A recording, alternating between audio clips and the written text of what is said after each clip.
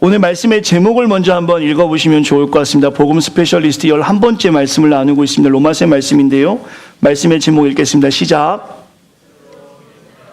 스스로 믿는 자라는 말씀의 제목입니다. 말씀의 제목을 두 개를 생각했어요. 스스로 믿는 자 혹은 우상이 된 종교, 이 두 개 중에 하나를 하려다가 본문에 있는 말씀을 그대로 제목으로 삼았지만 오늘 말씀이 우리에게 좀 생각할 수 있는 시간이 되었으면 좋겠다는 마음으로 하나님 말씀 나눕니다. 먼저 질문을 하나 하면서 말씀을 시작하려고 합니다. 모든 사람에게 필요한 것이 뭐가 있을까요? 모든 사람에게. 뭐가 필요합니까? 사람이 살아가는 데 있어서는. 한번 얘기해 보시겠어요? 질문이 어려운가요? 믿음. 네. 우리 집사님 믿음. 예. 모든 사람에게 믿음. 벌써 설교 내용이 다 나왔네요. 이게 나중에 나와야 되는데 뭐가 있을까요? 모든 사람에게 필요한 것. 공기요. 네. 예, 밥을 공기라고 하나요? 네. 죄송합니다. 공기가 필요합니다. 또 뭐가 필요합니까? 의식주. 네, 의식주. 먹고 입고 자는 게 필요하죠. 또 뭐가 필요하죠? 인내심이 필요합니다. 맞습니다, 원사님. 모든 사람에게 인내심. 특히 이 동네에는 인내심이 좀 있어야 될 것 같습니다. 네. 또 뭐가 필요할까요? 사랑 맞습니다. 제가 적어놨는데, 네, 정답. 네, 또 뭐가 있을까요? 돈, 예, 돈. 그놈의 돈, 네, 필요합니다. 맞습니다. 또 뭐가 있을까요? 물 필요하지 않으시겠어요? 네, 물이 필요합니다. 지금 얘기한 것들 다 필요한 것들 맞습니다. 다 우리 안에 필요한 것 같아요. 공기가 없이 산다는 거 불가능하죠. 한번 코를 막고 입을 막고 한 10분만 계셔보라면 우리 교회는 뉴스에 나올 겁니다. 집단 자살 이렇게 해가지고 한인교회가 아주 유명해지겠죠. 그렇게 될 수 없겠고요. 돈이 필요하죠. 돈이 없다는 것은 참 불편한 일이죠. 그죠? 때로는 돈이 있었으면 좋겠다는 생각도 듭니다. 의식주 어느 것 하나 필요치 않은 게 없지요. 음식을 즐기는 분들도 계시겠지만 영양분을 섭취하기 위해서 음식을 먹습니다. 물도 마찬가지고요. 아까 사랑 그 누가 말했나? 네. 주님이 말씀하셨습니다. 하나님은 사랑이시라. 네. 사랑 필요합니다. 근데 이 모든 것들이 인간에게 분명히 필요한데 한번 생각해 보시겠어요? 죽음 앞에서 지금 저와 여러분이 언급한 이 모든 것들이 필요한 것들이 될까요?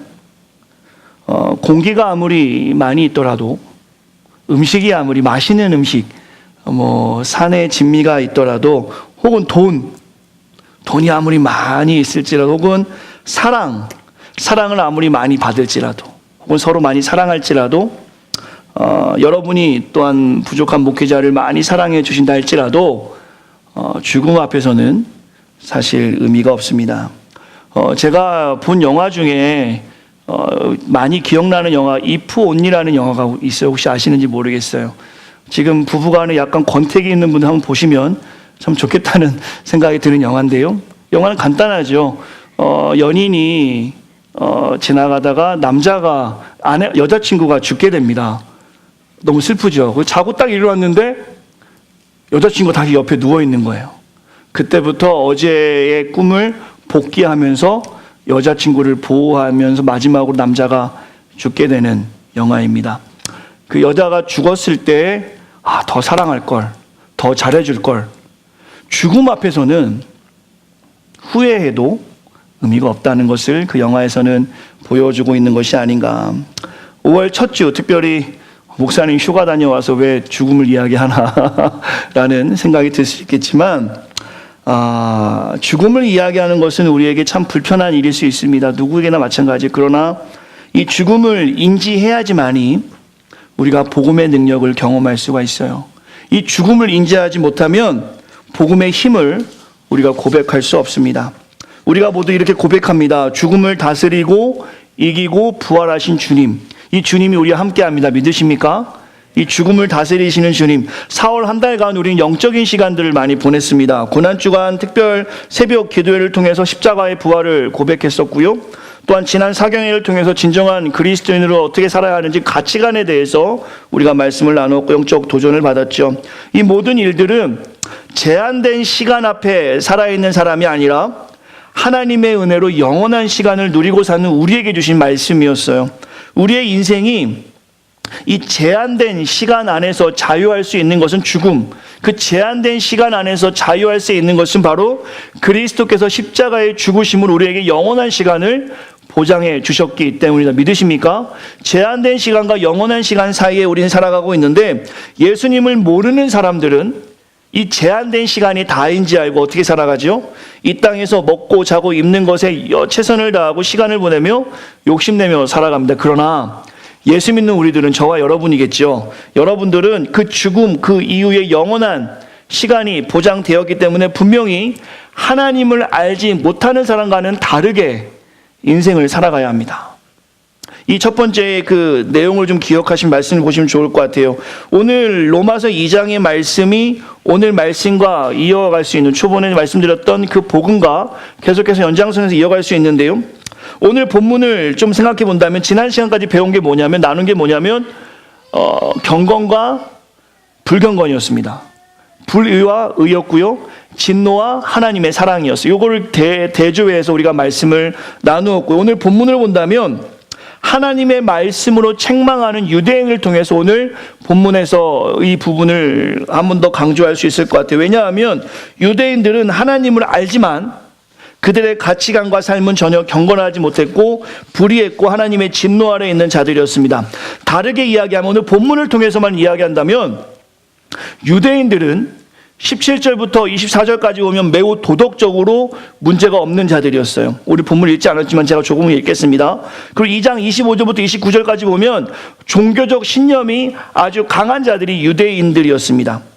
그러나 이들이 습관적으로 형식적인 종교성에 목을 매면서 영혼을 가질 수 없는 종교가 그들에게 우상이 된 모습을 가지고 주님이 말씀으로 지적하고 있어요. 제가 오늘 본문을 통해서 짧은 시간이지만 여러분과 저에게 조금 주목하고 싶은 말씀은 무엇이냐면, 이 종교도 또 다른 우상이 될 수 있다는 것입니다. 여러분과 저에게 돈, 명예, 권력, 이런 것들이 하나님보다 더 사랑하는 것들은 아닐 겁니다. 늘 설교에서도 돈보다 하나님을 사랑하십시오, 명예보다 하나님을 사랑하십시오, 권력보다 하나님을 사랑하십시오라는 설교는 참 많이 듣고 우리 모두도 그렇게 살아가려고 노력합니다. 이제 앉은 모든 분들이 돈을 따라가는 인생은 아닐 거예요. 명예를 따라가는 인생도 아닐 겁니다. 그리고 권력을 따라가는 인생도 분명히 아닐 걸 확신합니다. 그러나 우리의 잘못된 신앙관으로 인해서 종교가 우리의 우상이 될 수 있다는 것이죠. 여기에 대해서 우리가 좀 집중하면서 말씀을 좀 보려고 해요. 당시 유대인들에게 종교가 우상이 되었다는 것을 어떻게 알 수 있는가? 17절의 말씀인데요, 제가 전체를 강의하기 전에는 스케치를 하겠습니다. 2장 17절부터 쭉 보시면요, 그 유대인들에게 자부심이 있었는데, 그것이 무엇이냐면 바로 유대인이라 콜링 받는 것, 불리는 것 자체에 자부심을 가지고 있었어요. 그러나 그들에게 뭐가 문제냐면 예수님이 없었습니다. 17절에 보시면, 계속 보시면요, 율법이라는 종교에 그들은 얽매 있었어요. 이것이 그리스도와 무관한 삶을 이야기한 18절에 보시면 하나님의 뜻을 안다고 성경에는 기록되어 있지만 그들은 하나님의 뜻을 전혀 알지 못했습니다. 왜냐하면 율법의 완성인 그리스도와 무관하게 삶을 살고 있었기 때문이죠. 이 형식적인 모든 것들을 그들이 가지고 있으면서 자랑거리로만 삼고 있었어요. 다시 말하면 종교적인 열심은 가지고 있었지만 형식적인 모습이 가득했기 때문에 매우 무서운 모습을 유대인들이 가지고 있었습니다. 오히려 이들은 17절에 보시겠습니까? 17절 말씀, 2장 17절인데요. 제가 읽을게요. 유대인이라 불리는 내가 율법을 의지하여 하나님을 자랑한다라고 말씀하고 있는데요. 이 17절에 보시면 이들이 하나님께 선택받았다는 선민의식, 선민사상이 이들에게 매우 주된 자랑거리였습니다. 그러나 그 자랑에는 하나님이 오직 수단만 되는 것이고 자신들이 택함받았다는 것에 대한 자랑만 있었다는 것이죠. 이것의 가장 큰 문제는 무엇이냐면 구원에 관한 문제였습니다. 구원이 예수 그리스도를 통해서 이루어지는 것이 아니라 율법의 행함, 율법의 이름으로 구원이 이루어진다고 이들은 생각했다라는 것이죠. 본문을 보시면 이 유대인들이 율법을 가지고 있는 것이 문제가 아니라 율법에 대한 바른 이해가 없어서 구원에 대해서 바로 인지하지 못하고 이 땅에 오신 그리스도를 보지 못하고 그들의 강한 종교성이 오히려 우상이 되어서 처절하게 죽어가는 교만한 영혼을 향해서 오늘 말씀이 주어지는 거예요. 여러분과 제가 주목하고 싶은 것은 무엇이냐면 이 복음에 대한 바른 이해를 우리가 하고 있는가라는 질문을 첫 번째로 던져보아야 한다는 것이죠.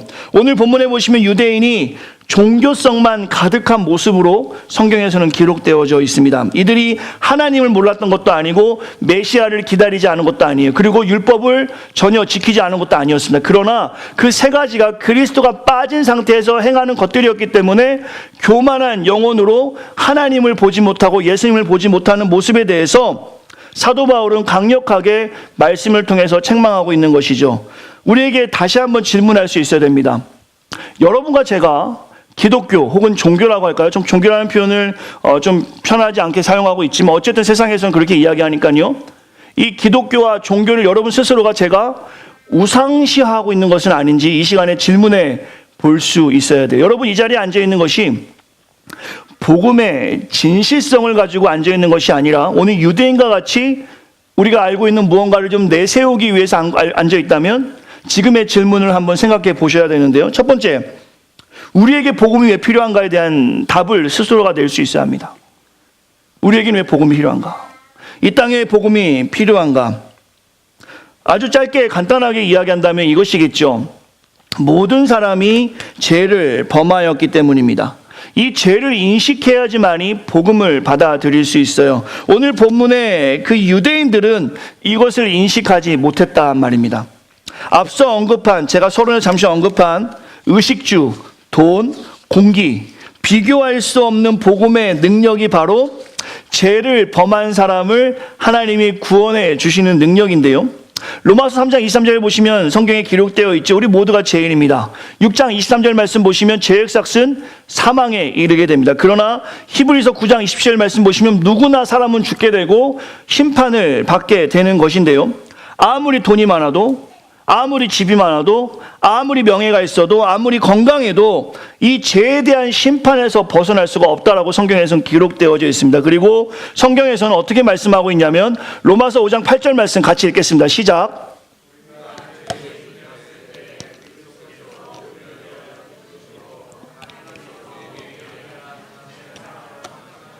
성경에서 분명히 말씀하고 있어요. 모든 사람이 심판에 임하게 되는데 예수 그리스도를 알게 하면, 예수 그리스도를 영접하면 그 하나님의 사랑으로 우리가 확증된 것을 보여주신다는 것입니다. 즉 그리스도가 우리 때문에 오셨다는 거예요. 본문의 유대인들이 이것을 믿지 않고 있었습니다. 오늘 본문의 사도 바울은 이것을 강조하고 있는, 예수님이 이 땅에 너희들 때문에 오셨다. 근데 유대인들은 거기에 대해서 인식하지 못하고 있다는 것이죠. 오늘 본문에 보시면 이렇게 이야기할 수 있겠죠. 같이 읽겠습니다. 시작. 누구도 하나님의 심판에서 피할 수 없다. 만약에 여기 계신 분들에게는 이 글귀가 그렇게 어렵지 않을 겁니다. 그리고 모두 다 동의하는 말씀일 거예요. 진실하게 하나님 안에서 주님을 영접한 모든 분들은 이 말씀. 그러나 제가 이 피켓을 들고 대한민국 강남 한복판에 나가서 이렇게 들고 서 있다거나 UIUC 쿼드라고 하나요? 거기 가서 이렇게 들고 서 있으면 아마 지나가는 사람들이 저한테 욕을 하거나 용서하고 재수없다고 하거나 침을 뱉거나 무시할 수 있습니다. 왜냐하면 하나님의 심판에 대한 인지가 없기 때문입니다. 왜 하나님의 심판에 대한 인지가 없죠? 죄에 대해서 인지하지 못하기 때문입니다. 사도 바울은 오늘 이것을 본문에서 강조하고 싶었어요. 오늘 본문에도 모든 사람은 하나님의 심판에서 피할 수 없다라고 했을 때 발끈하며 틀렸다고 말하는 사람들이 있었습니다. 그게 누굽니까? 성경을 돌아간다면 유대인들이었어요. 유대인들이 이 사도 바울이 이렇게 이야기하는 것에 대해서 동의하지 않았습니다. 잠시 언급했지만 종교가 우상이 된 유대인들은 자신들이 하나님께 택한 백성으로 심판에서 벗어난 자들이라 스스로가 생각하고 있었어요. 도덕적으로나 종교적으로나 율법적으로 문제가 없다라고 생각하는 것이죠. 17절부터 보시겠습니까? 잠시 본다면 왜 유대인들은 그렇게 생각하고 있었는가? 우리는 하나님의 심판을 피할 수 있다라고 생각하고 있었는가? 당시에 2장 17절 말씀 보시면 17절을 볼게요. 율법에 의지하며 하나님을 자랑하는 삶을 살았어요.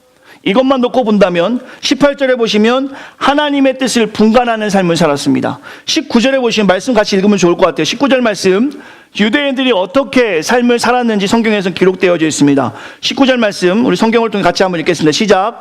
맹인의 길을 인도하는 자요 어둠에 있는 자의 빛이요.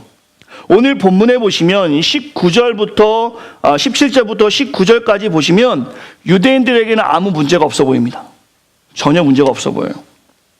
이들에게 심판의 대상이라고 이야기했을 때 발끈할 만한 이유가 충분합니다. 그러나 21절부터 23절까지 보시면 이들의 모습은 그렇지 않았습니다. 주님의 책망이 있었어요. 한번 같이 읽겠습니다. 시작. 다른 사람을 가르치는 내가 내 자신은 가르치지 않느냐? 도둑질하지 말라 선포하는 내가 도둑질하느냐? 간음하지 말라 말하는 내가 간음하느냐? 우상을 가증히 여기는 내가 신전 물건을 도둑질하느냐? 율법을 자랑하는 내가 율법을 범함으로 하나님을 욕되게 하느냐? 우리가 주목해 보아야 될 문장이 하나님 말씀이 여기에 있습니다. 17절부터 19절까지 보면 유대인들의 삶에는 전혀 문제가 없어 보입니다. 하나님을 드러내는 삶이었어요. 그러나 오늘 본문의 주님의 책망을 본다면 21절부터 23절까지 보면 그들은 오히려 율법대로 살지 못했습니다. 거짓말하지 말라고 하면서 거짓말하고 살았어요. 다른 사람을 가르치면서 자신은 그렇게 살지 않았습니다. 간음하지 말라 하면서 자신들은 간음하고 살았어요. 오히려 24절의 말씀 보면 율법을 자랑하면서 율법을 범함으로 하나님을 욕되게 하고 있습니다. 왜 유대인들이 이런 모습을 가지고 살았는가? 왜 그랬는가? 왜 하나님을 욕되게 하는 삶을 사는? 여기서부터 매우 중요한데요. 바로 20절의 말씀을 우리가 주목할 수 있어야 됩니다. 17절부터 19절까지는 분명히 유대인의 모습 가운데는 제대로 된 모습 같은데 21절부터 오면 주님의 책망을 듣게 됩니다. 왜 그런가? 20절의 말씀 같이 읽겠습니다. 시작.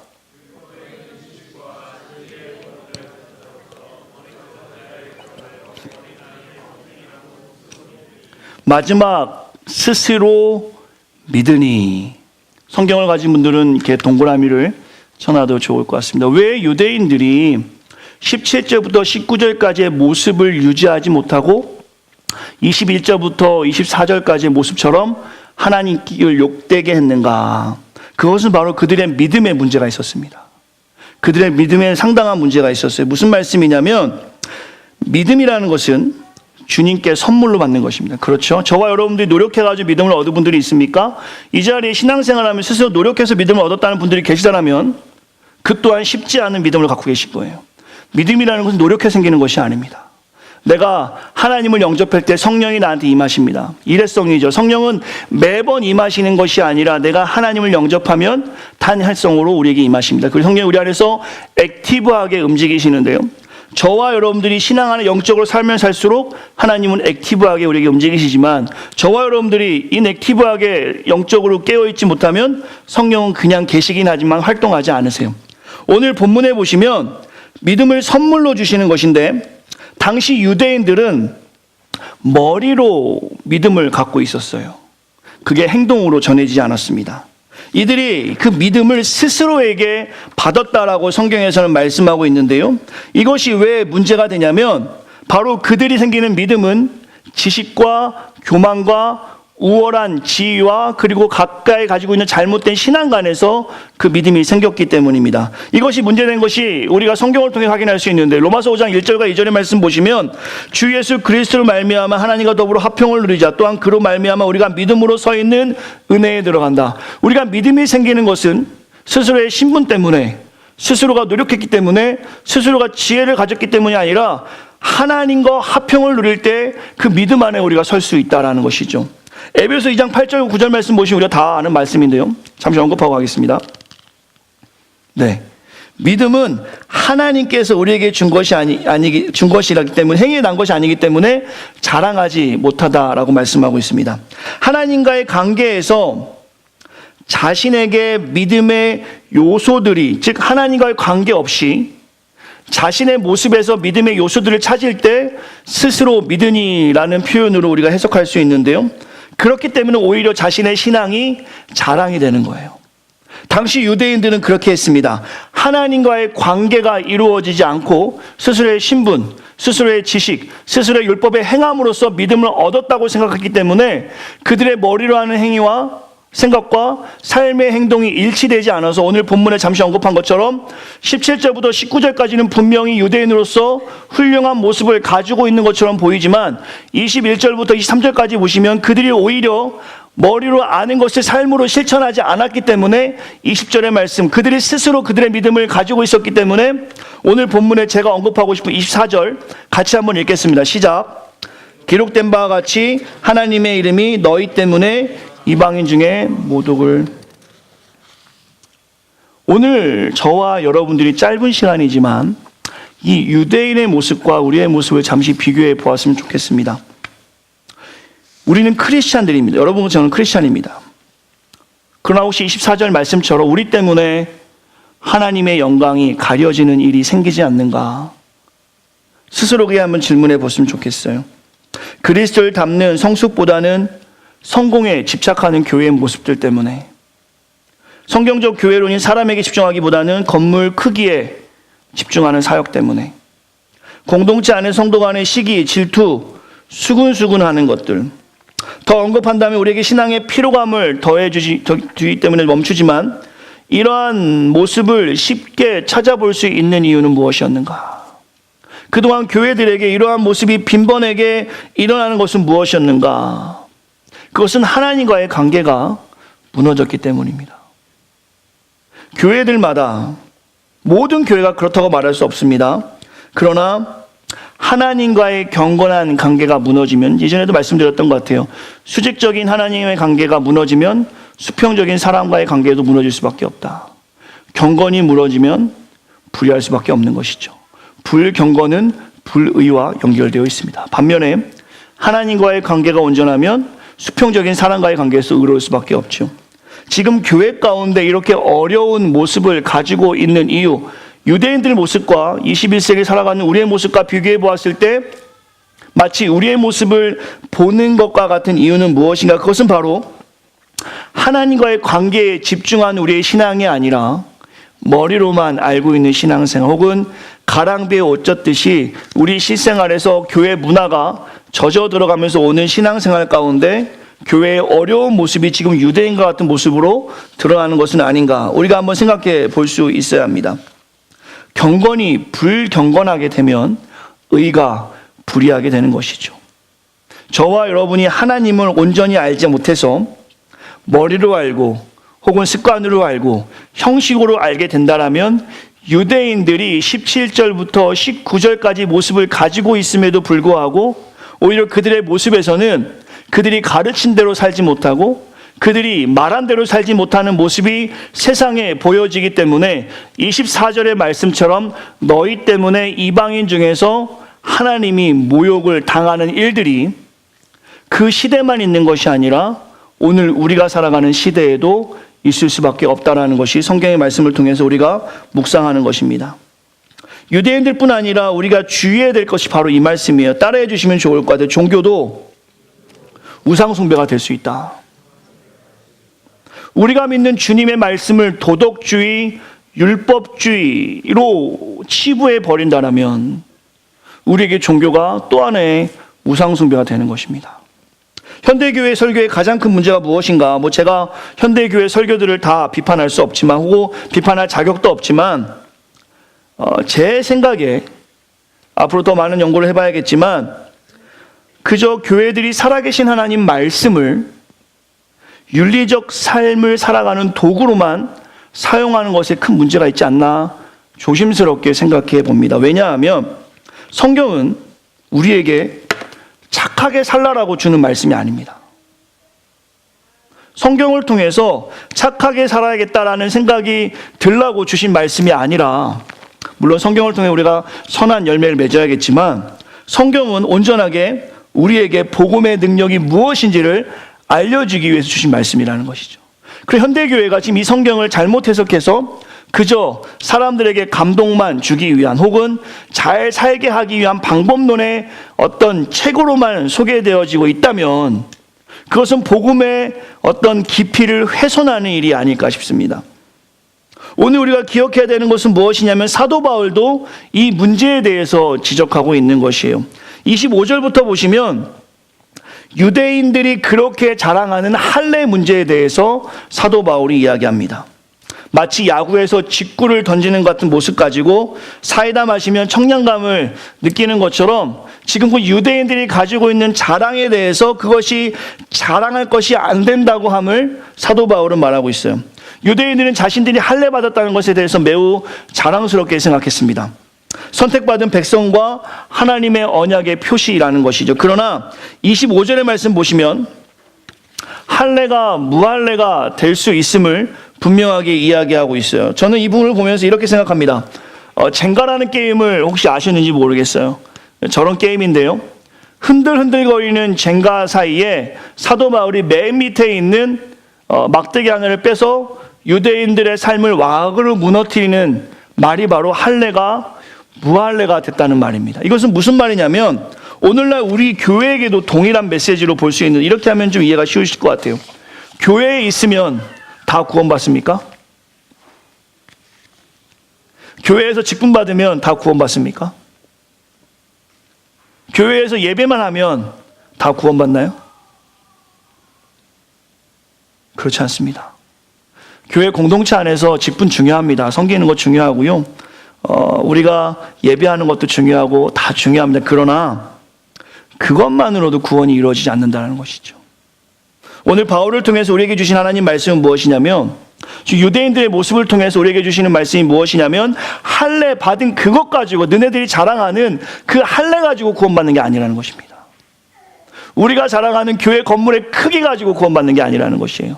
교회가 부흥해가지고 많은 사람이 있는 것 가지고 구원받는 게 아니라는 것입니다.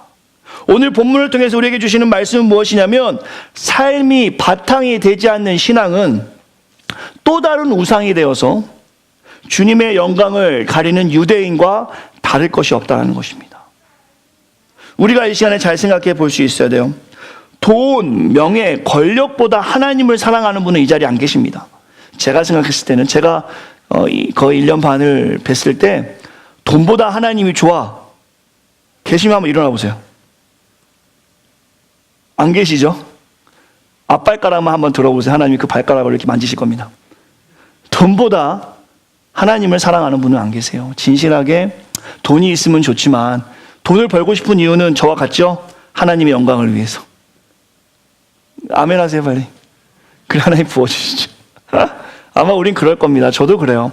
돈이 없으면 불편하지만 돈이 만약에 생기면 그것으로 우리 전사님도 모시고 또 교회가 많은 일 했으면 좋겠다는 생각을 가지고 있지만 돈이 하나님보다 우선되지 않습니다. 여러분과 제가 그래요. 그러나 오늘 본문에 우리가 다시 한번 집중하고 싶은 것은 무엇이냐면 2장 5절의 말씀을 기억하면 좋을 것 같은데요. 고집과 회개하지 않는 신앙이 우리에게 우상이 되어서 하나님 앞에 나아갈 때가 참 많이 있습니다. 종교적 모습이 경건하게 보이기도 합니다. 자신의 신앙을 도덕적이라는 것에 가치를 잡고 자신의 신앙적 교훈에서 구원을 찾으려는 분들도 많이 계세요. 나는 도덕적이야. 나는 실수하지 않아. 나는 성경을 봐. 나는 경건해. 그러나 이 모든 것들이 우리의 삶의 열매로 직결되지 않으면 우리의 고집일 수 있다는 것입니다. 도덕적 가치관이 오히려 여러분에게 종교를 우상처럼 만들기도 한다는 것입니다. 교회 다니는 분들에게 우리가 좀 깊이 묵상할 것이 바로 이것이에요. 세상 사람들과는 분명히 다른 가치관을 우리는 가지고 있습니다. 그러나 내가 하나님 말씀을 잘못 알아서 이 종교가 또 하나의 우상이 되어서 다른 사람의 삶을 귀 기울이지 않는 그러한 모습으로 지적하는 일만 삼고 산다면 유대인과 같이 머리로만 가득한 성경 지식으로 자신을 돌아보며 다른 사람을 돌보지 않는 모습으로 살아갈 때 이것 또한 종교가 우상이 될 수 있다는 것이죠. 바울은 오늘 그것을 말씀하고 있는 것이에요. 종교적인 모습을 가졌을지라도 복음이 없으면 그것은 하나님의 책망에 이를 수밖에 없다는 것이죠. 여러분과 제가 이 시간에 말씀을 통해서 잠시 생각해 볼 것은 무엇이냐면 우리가 믿는 것이 무엇인가에 대한 질문입니다. 우리 새생명교회 공동체는 무엇을 믿고 있는가? 진정한 그리스도를 살아가기 위해서 가치관을 바꾸고 표대를 향해서 달려나가야 되는데 십자가의 고난도 우리가 감당해야 되는데 왜 그렇게 해야 하는 것입니다.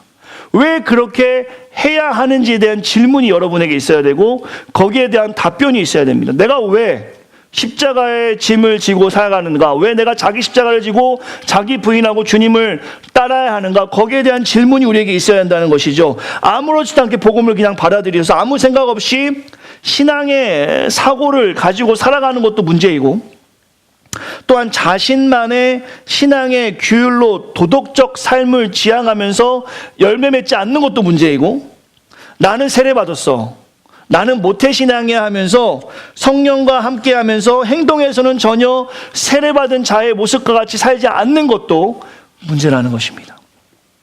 오늘 본문에서는 유대인과 다르지 않은 우리의 모습에 대해서 지적하고 있습니다. 도덕적이고 율법적인 삶이 구원을 이룰 수가 없어요. 오늘 본문의 사도 바울을 통해 주님이 하신 말씀은 29절의 말씀입니다. 같이 한번 읽겠습니다. 결론적인 말씀인데요, 같이 읽겠습니다. 시작.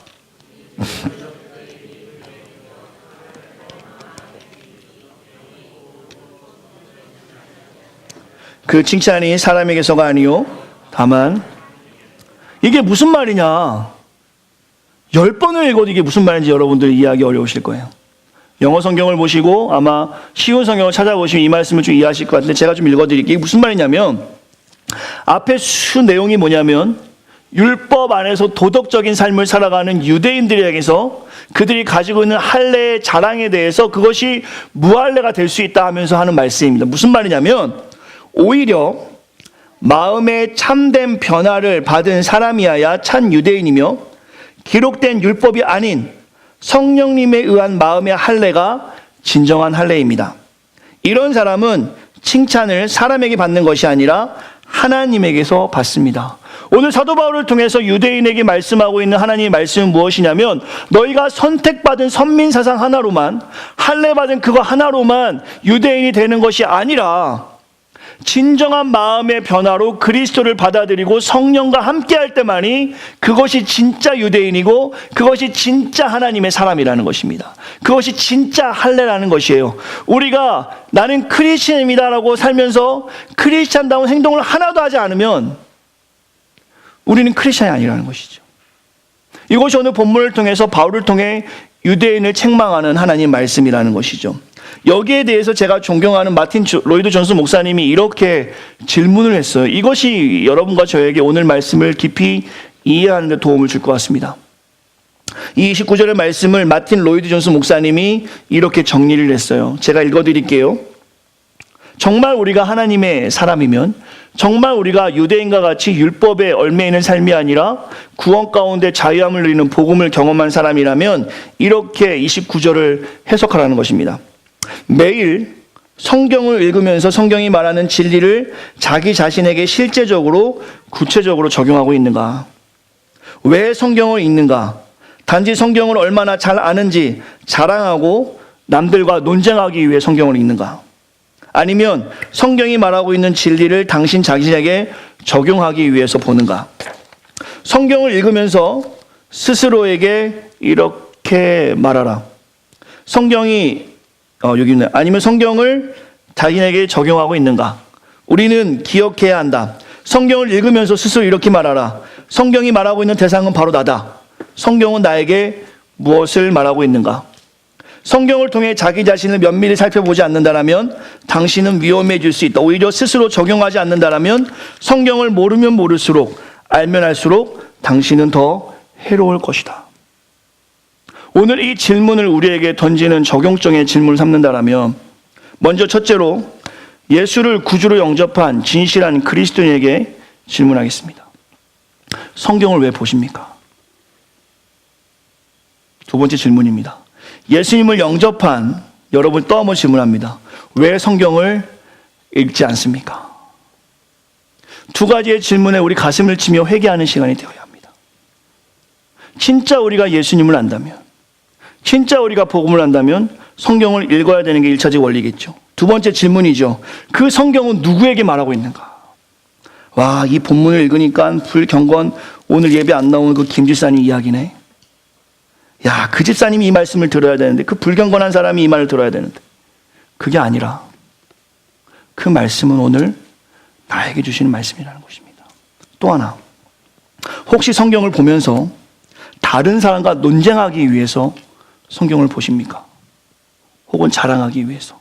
소돔과 고모라가 부부인 거 알아? 소돔과 고모라가 언제 결혼했대? 에이, 성경도 안 읽는 사람. 소돔과 고모라는 도시 이름이야. 혹시 이런 식으로 성경을 보시지 않습니까?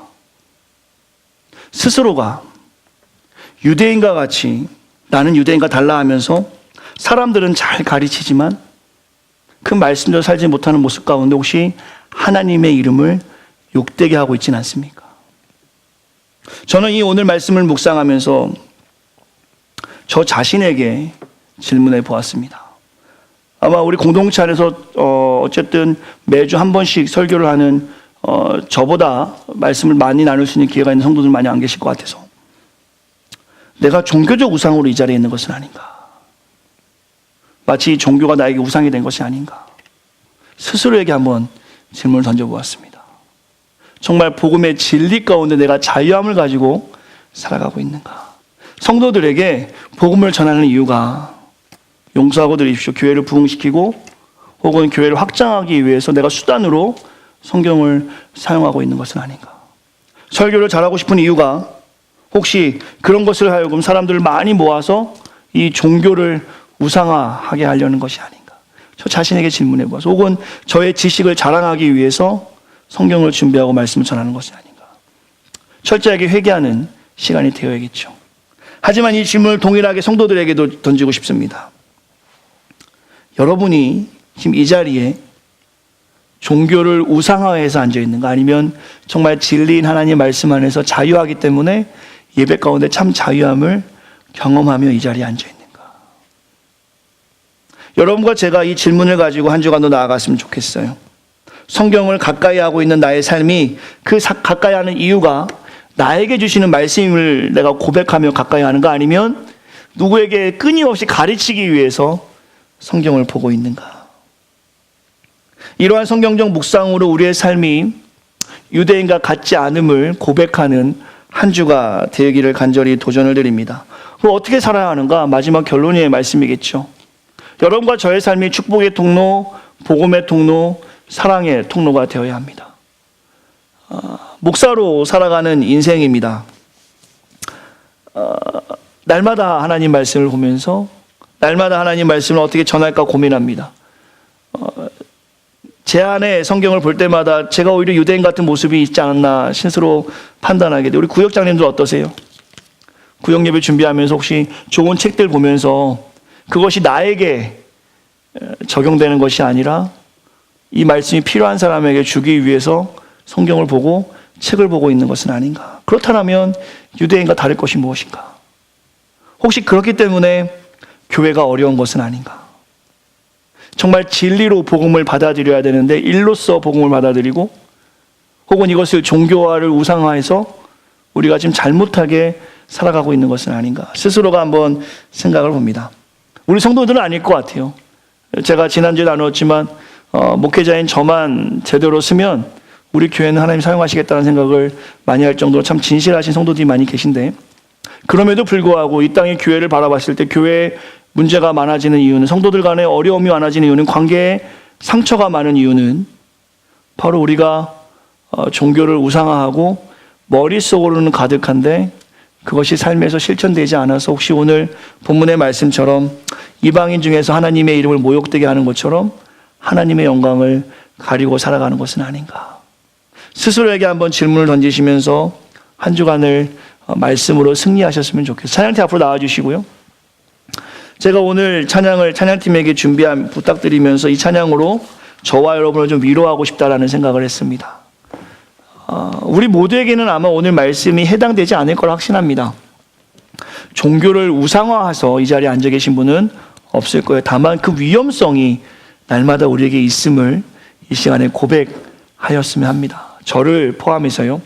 신앙생활을 오래 하면 오래 할수록 종교가 오히려 우상이 될 수 있다는 것, 여기에 대해서 우리가 좀 많이 생각했으면 좋겠어요. 내가 경험한 것만 사실로 생각하고 다른 사람이 그것을 경험하지 못하면 거기에 대해서 책망하고 질책하는 모습이 우리 안에 있지 않았는가?